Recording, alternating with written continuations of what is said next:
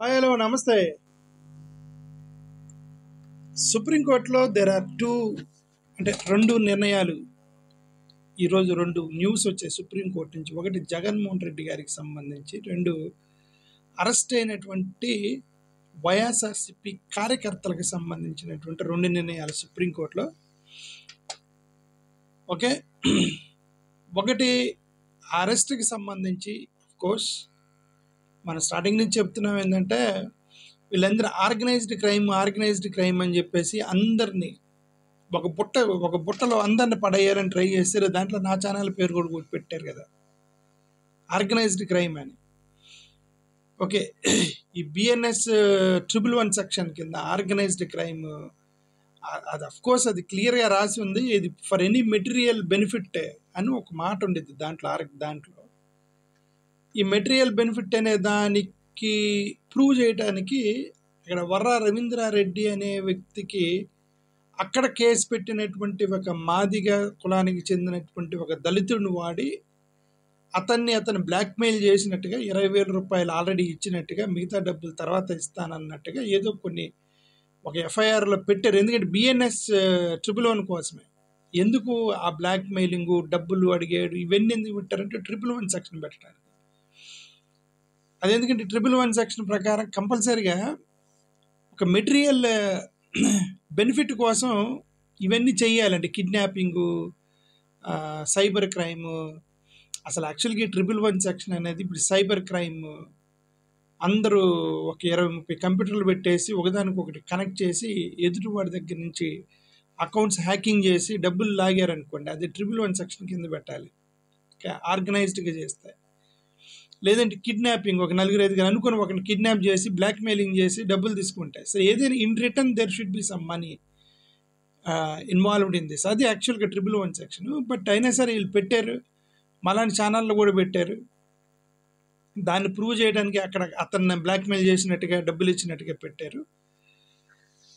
సరే, ఇప్పుడు వైఎస్ఆర్సీపీకి సంబంధించినటువంటి ఈ లీగల్ టీము సుప్రీంకోర్టు దాకా వెళ్ళినట్టున్నారు. సుప్రీంకోర్టు వాళ్ళు మొత్తం వెరిఫై చేశారు. వెరిఫై చేసి then it is cases can be quashed in your local court, అదే హైకోర్టులో క్వాష్ చేసుకోవచ్చు అని సుప్రీంకోర్టు జడ్జిమెంట్ అని కామెంట్స్ చేసినట్టుగా మన పొన్నవోలు సుధాకర్ గారు పెట్టినటువంటి ప్రెస్ మీట్ ప్రకారం.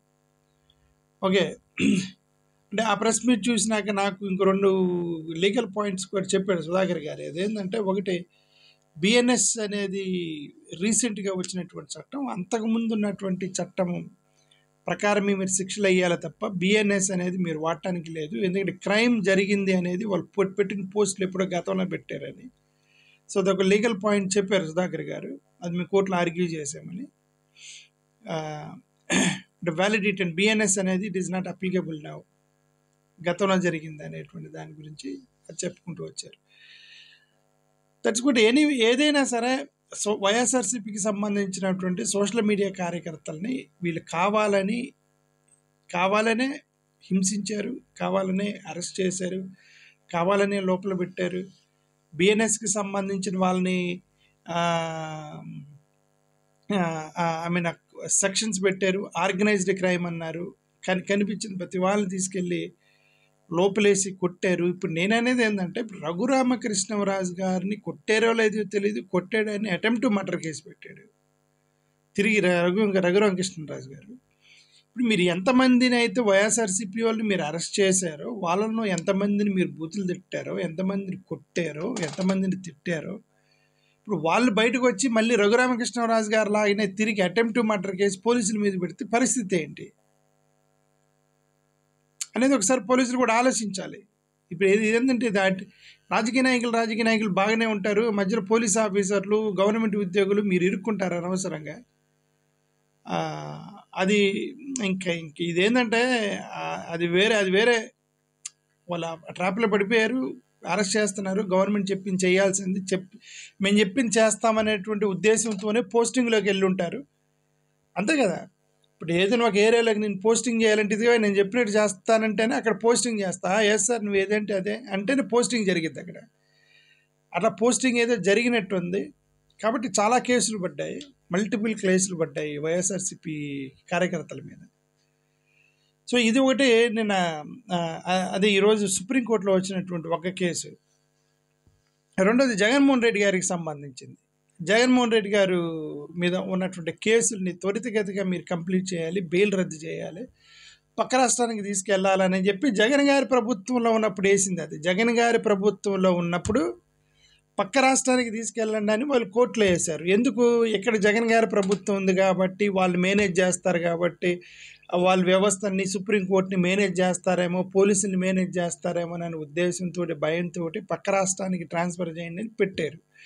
బట్ ఇప్పుడు వాళ్ళ ప్రభుత్వం, జగన్ గారి ప్రభుత్వం కాదు, వాళ్ళ ప్రభుత్వం అయినప్పుడు ఇప్పుడు ఒకవేళ పక్క రాష్ట్రానికి పంపిస్తే జగన్ గారికి మంచిదే కదా.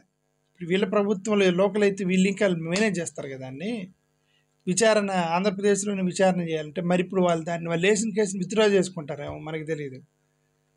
ఓకే, జగన్ గారి ప్రభుత్వం ఉన్నప్పుడు జగన్ గారు పోలీసులు ఆయన కింద పనిచేస్తారని పక్క రాష్ట్రానికి పంపించమన్నారు. బట్ వీళ్ళ ప్రభుత్వం ఇప్పుడు అది విచారణకు వచ్చింది. అది మరి దాన్ని వాళ్ళు ఏ స్ట్రాటజీతో వెళ్తారో మనకు తెలియదు. నారా లోకేష్ గారికి కనుక గతంలో కూడా ఈయన ఇన్వెస్టిగేటింగ్ ఆఫీసర్కి సంబంధించేదో సరే తర్వాత రెక్టిఫై చేసుకున్నారులేండి లోకేష్ గారు.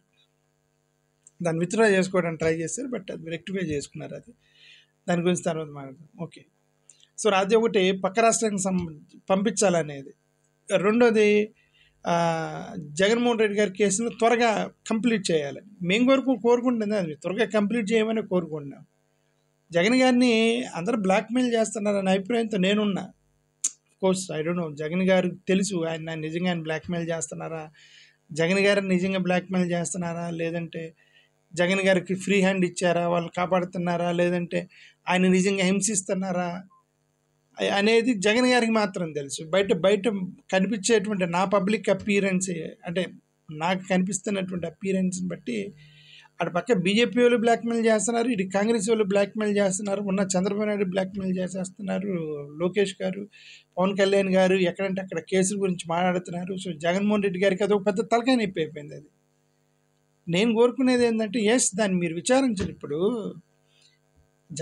రాజశేఖర రెడ్డి గారి ప్రభుత్వంలో కేసులు జరిగాయి అనుకోండి, ఆయన ప్రభుత్వంలో ఉన్నప్పుడు ఏం జరిగింది అనేది, ఆయన ఇన్ఫ్లుయెన్స్ వాడారు అనేది, ఆయనే చనిపోయాడు. అసలు ఆయనే చనిపోయిన తర్వాత ఇంకా ఆయన ఇన్ఫ్లుయెన్స్ వాడాడా లేదా అనేది అది ఎట్లా ప్రూవ్ చేస్తారో మనకే తెలియదు.